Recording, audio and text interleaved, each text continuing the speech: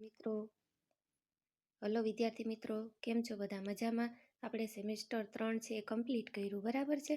હવે આપણે સેમેસ્ટર 4ની અંદર આપણું પેપર નંબર 8 છે, અસાધારણ મનોવિજ્ઞાન. એની અંદર આપણે કુલ 5 ચેપ્ટર છે આપણે ભણવાના છે. તો આપણું પહેલું ચેપ્ટર છે તો કે અસાધારણ મનોવિજ્ઞાન વિષય પ્રવેશ. તો આપણે આજે આપણા પહેલા ચેપ્ટરની અંદર આપણે શરૂઆત કરતા પહેલા આ ચેપ્ટરની અંદર આપણે અસાધારણ મનોવિજ્ઞાનનું સ્વરૂપ, એની વ્યાખ્યા, એનું કાર્યક્ષેત્ર, બરાબર, પછી સાધારણ અને અસાધારણ વ્યક્તિ વચ્ચેનો જે તફાવત છે એ, અને અસાધારણ મનોવિજ્ઞાનના જે ધોરણો છે એના વિશેની આપણે ચર્ચા કરવાની છે. તો આપણે આજે આ વિડીયો દ્વારા અસાધારણ મનોવિજ્ઞાનની વ્યાખ્યા એટલે શું, અસાધારણ મનોવિજ્ઞાનનું સ્વરૂપ, એના વિશેની સવિસ્તાર ચર્ચા કરીશું મિત્રો, બરાબર છે. તો સૌ પ્રથમ પહેલાં તો આપણે જાણીએ છીએ કે માણસ છે એ નોર્મલ પણ છે અને એબનોર્મલ પણ છે, બરાબર. તો જે એબનોર્મલ એટલે કે અસાધારણ અને નોર્મલ એટલે કે સાધારણ, બરાબર છે. તો સાધારણ વ્યક્તિ છે માનવી કેવું છે તો કે સાધારણ એટલે કે નોર્મલ વર્તન કરે છે, બરાબર છે.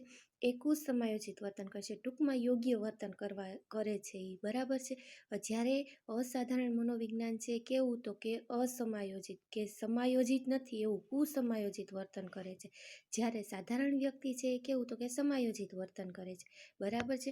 એટલે જ અસાધારણ મનોવિજ્ઞાનને આપણે ટૂંકમાં કહી શકીએ કે અસાધારણ મનોવિજ્ઞાન એ મનોવિજ્ઞાનની એવા વિકૃત વર્તનનો અભ્યાસ કરતી મનોવિજ્ઞાનની શાખા છે કે એના જે દ્રષ્ટિબિંદુઓ છે અસાધારણ વ્યક્તિના, એને લક્ષ્યમાં રાખીને કેટલાક મનોવૈજ્ઞાનિકો કે જુદા જુદા લેખકો છે એને વ્યાખ્યા આપેલી છે. એમાં વ્યાખ્યા ઘણા બધા આપેલી છે. જેક્રોય સ્ટેન્જે છે, કિસ્કરે છે, કાર્સન બુચર અને મિનેકાએ છે, જેસી કોલમેને આપેલી છે, જેમ્સ પેજે, પછી કોર્બીને આપેલી છે, ઓલ્ટમેન્સ અને એમરીએ આપેલી છે, બરાબર. આમાંથી આપણે બે વ્યાખ્યા જોઈએ. તો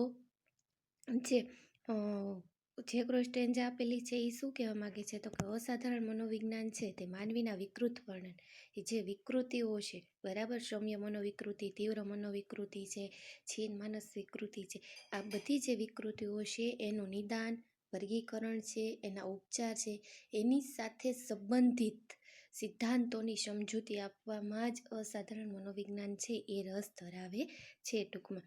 ત્યારબાદ કિસ્કર છે, તો એ એવું કહેવા માગે છે કે અસાધારણ મનોવિજ્ઞાન છે એ મનોવિજ્ઞાનની એક એવી વિશિષ્ટ શાખા છે કે જે વ્યક્તિના વિક્ષેપો છે, વિક્ષેપ એટલે ખલેલો છે, બરાબર છે, એના વર્તન વિકૃતિઓનો અભ્યાસ કરતો જોવા મળે છે.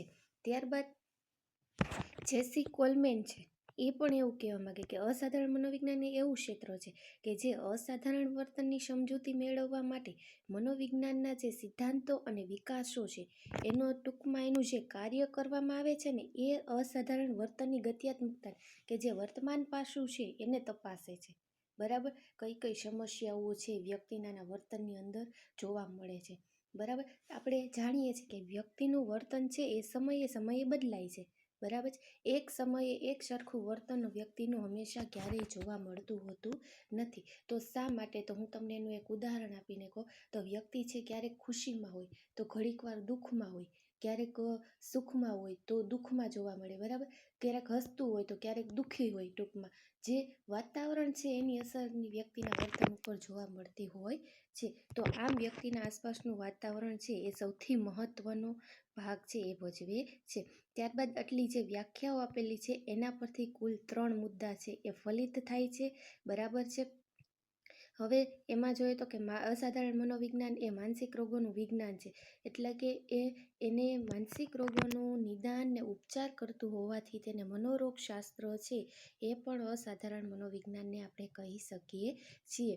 ત્યારબાદ બીજા મુદ્દાની અંદર આપણે એવું ઉમેરી શકીએ છીએ કે અસાધારણ મનોવિજ્ઞાન છે એની અંદર વ્યક્તિના જે અસાધારણ વર્તન વ્યવહારો છે એનો જે અભ્યાસ કરવામાં આવે છે, ત્યારબાદ તે ઉપરાંત એનું જે મૂલ્યાંકન છે, નિદાન છે, વર્ગીકરણ છે, ઉપચાર છે, એને માનસિક રોગોને અટકાવવા પર ભાર મૂકવામાં આવે છે.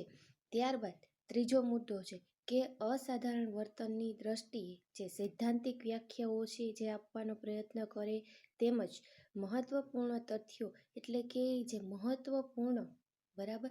જે કાંઈ પણ બાબતો છે, તથ્યો એટલે કે જે ઘટનાઓ છે, બાબતો છે, એને સિદ્ધાંતો રૂપે કરવામાં આવે છે ટૂંકમાં. તો આ મુદ્દા ઉપરથી આપણે અસાધારણ મનોવિજ્ઞાન છે એ જે વિકૃતિઓ છે, એનું જે નિદાન, વર્ગીકરણ, ઉપચાર છે, બરાબર, એને અટકાવવા માટેના ઉપાયો છે એ કરવાનું કામ છે સંપૂર્ણપણે અસાધારણ મનોવિજ્ઞાન છે એ કરે છે.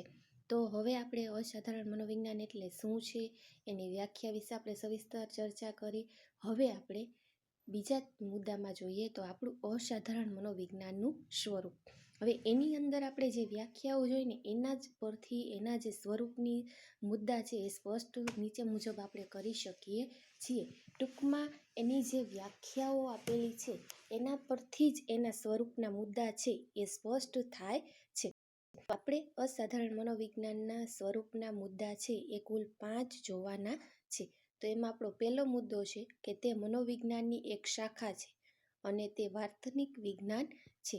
તો મનોવિજ્ઞાનની સામાન્ય રીતે વ્યાખ્યા કરીએ ને તો એને વર્તનનું વિજ્ઞાન કહેવામાં આવે છે.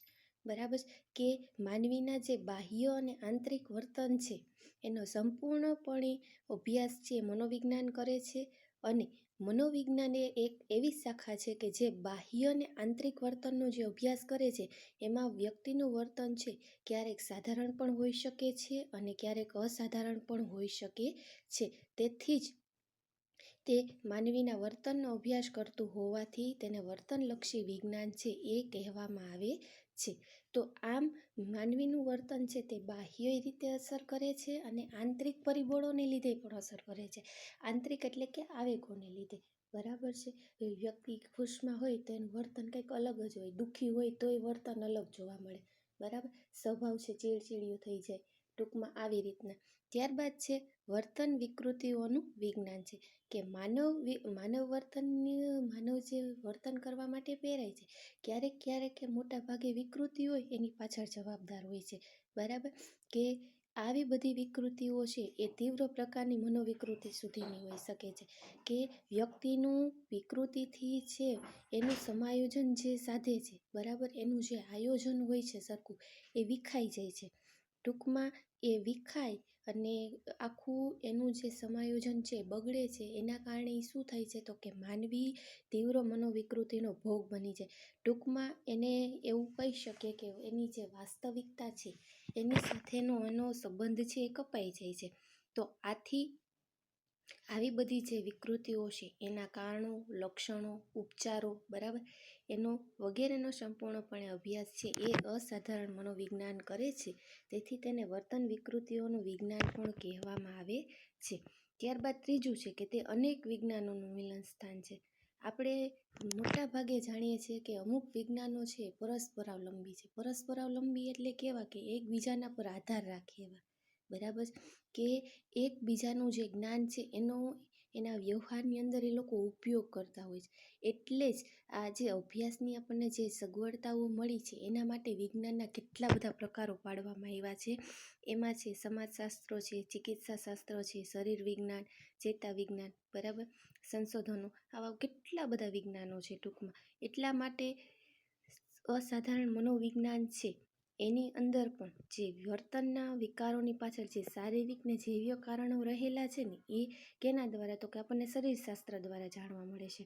એવી જ રીતના જે અસાધારણ મનોવિજ્ઞાન છે એની અંદર પણ જે વિવિધ વિજ્ઞાનોના નિયમો છે એનો ઉપયોગ થતો હોવાથી એ જે સંશોધનોનો એટલે જ એને અસાધારણ મનોવિજ્ઞાન છે કહેવામાં આવે છે. અને આમ એને આપણે વિવિધ વિજ્ઞાનોનું મિલન સ્થાન છે એ પણ આપણે કહી શકીએ છીએ. ત્યારબાદ આપણો ચોથો મુદ્દો છે કે તે વર્ણનાત્મક વિજ્ઞાન છે. જે જેક રોસ્ટેન્જની મેં તમને હમણાં વ્યાખ્યાની વાત કરીને આગળ, એના મુજબ જે વર્તન વિકૃતિઓનું નિદાન, ઉપચાર, વર્ગીકરણ જે કરવામાં આવે છે, બરાબર, આ બધી જે સૈદ્ધાંતિક સમજૂતી છે તેનું ધ્યેય શું છે તો કે અસાધારણ મનોવિજ્ઞાનનું છે. કે શા માટે તો કે વાસ્તવિકમાં જે સંબંધ છે, બરાબર, કેની સાથેનો તો કે વિકૃત વર્તન વિશેની જે હકીકતોનું વર્ણન કરવાનું, બરાબર, પછી એના કારણો હોય, પ્રકારો હોય કે ઉપચાર હોય, ગમે તે બાબત હોય, પણ આવી જે વિકૃતિઓ છે એનું જે નિદાન ને ઉપચારને જે થાય છે, બરાબર, એ અસાધારણ મનોવિકૃતિઓનું વર્ણન કરતું હોવાથી એને વર્ણનાત્મક વિજ્ઞાન કહેવામાં આવે છે. કે દાખલા તરીકે વ્યક્તિ છે એ તીવ્ર માનસ વિકૃતિનો ભોગ બનેલું છે, બરાબર. તો એને તીવ્ર મનોવિકૃતિ છે, એ તીવ્ર મનોવિકૃતિઓનું કારણ છે, સારવાર છે, નિદાન છે, ઉપચાર છે, એનું વર્ગીકરણ છે, બરાબર. એની પાછળ જવાબદાર રહેલા જે કારણો છે એનો સંપૂર્ણપણે અભ્યાસ છે એ કોણ કરે છે? તો કે અસાધારણ મનોવિજ્ઞાન. એટલે એને વર્ણનાત્મક વિજ્ઞાન છે એ પણ કહી શકાય છે. ત્યારબાદ આપણો 5મો મુદ્દો છે તો કે તે સૈદ્ધાંતિક અને વ્યવહારિક વિજ્ઞાન છે. કે આ વિજ્ઞાન છે એને વિસ્તૃત એટલે કે સળંગ રીતે એના 2 ભાગ પડે, સૈદ્ધાંતિક અને વ્યવહારિક, બરાબર, આદર્શલક્ષી. તો જે પ્રાકૃતિક વિજ્ઞાન સ્વરૂપે છે, સૈદ્ધાંતિક એટલે કે પ્રાકૃતિક વિજ્ઞાન સ્વરૂપે જે વાસ્તવમાં જે જોવા મળે છે એનો અભ્યાસ છે કરવામાં આવે તો તે વિજ્ઞાનોને વર્ણનાત્મક વિજ્ઞાનો કહેવામાં આવે છે, બરાબર. વર્ણનાત્મક એટલે કે કેવા? સૈદ્ધાંતિક, બરાબર. એ સૈદ્ધાંતિક વિજ્ઞાનોની અંદર કયું આવશે? મનોવિજ્ઞાન છે, સમાજશાસ્ત્ર છે, ભૌતિકશાસ્ત્ર છે, જીવશાસ્ત્ર છે, બરાબર, પ્રાકૃતિક શાસ્ત્ર છે, આ બધા વિજ્ઞાનો. ત્યારબાદ આદર્શલક્ષી વિજ્ઞાન તો કે વસ્તુ કેવી હકીકતમાં હોવી જોઈએ એનો આદર્શ રજૂ કરવામાં જે આવે, બરાબર, એને આદર્શલક્ષી એટલે કે વ્યવહારિક વિજ્ઞાન છે એ કહી શકાય છે ટૂંકમાં. તો એની અંદર તર્કશાસ્ત્ર છે, નીતિશાસ્ત્ર છે, સૌંદર્યશાસ્ત્ર છે, આ બધા વિજ્ઞાનો કેવા છે? આદર્શલક્ષી વિજ્ઞાનો છે, બરાબર. અને અસાધારણ મનોવિજ્ઞાન એ સૈદ્ધાંતિક કે પ્રાકૃતિક વિજ્ઞાન છે, બરાબર. આ વાત છે મારી ખાસ યાદ રાખજો. ત્યારબાદ વિજ્ઞાનના 2 પાસાઓ છે, સૈદ્ધાંતિક અને વ્યવહારિક. તો સૈદ્ધાંતિક પાસામાં જે વિષય વસ્તુ છે એના જે સિદ્ધાંતો છે, બરાબર, એના વ્યવહારમાં જે ઉપયોગ કરવામાં આવે, સિદ્ધાંતો રચે, એના ઉપચાર કરે, માનસિક રોગોને અટકાવવા, આ બધું વ્યવહારિક પાસાની અંદર આવે. એટલે જ તેને વ્યવહારિક અને સૈદ્ધાંતિક વિજ્ઞાન છે એ પણ કહેવામાં આવે છે. સૈદ્ધાંતિક પાસાની અંદર શું આવે છે મિત્રો? તો કે એની જે વિષય વસ્તુ છે મેઇન, બરાબર, મુખ્ય, એના સિદ્ધાંતોને રચે છે, એના સિદ્ધાંતોને અનુસરે છે ટૂંકમાં. અને વ્યવહારિક પાસાની અંદર શું હોય? તો કે એનો વ્યવહારમાં ઉપયોગ કરે છે. સમજાણું તમને? તો આવી રીતના પછી આ જે આપણે આટલા સ્વરૂપના મુદ્દાની ચર્ચા કરી એના પરથી કુલ 8 મુદ્દા છે જોવા મળે છે, બરાબર છે. એ 8 મુદ્દા છે એ આપણે આ જે સ્વરૂપ જોયું મેઇન 5 સ્વરૂપના મુદ્દા એને અનુલક્ષીને જ છે. તો હવે આપણે આવતા નેક્સ્ટ વિડીયોની અંદર મળશું ત્યારે અસાધારણ મનોવિજ્ઞાનનું જે કાર્યક્ષેત્ર છે એના વિશે સવિસ્તાર ચર્ચા કરીશું.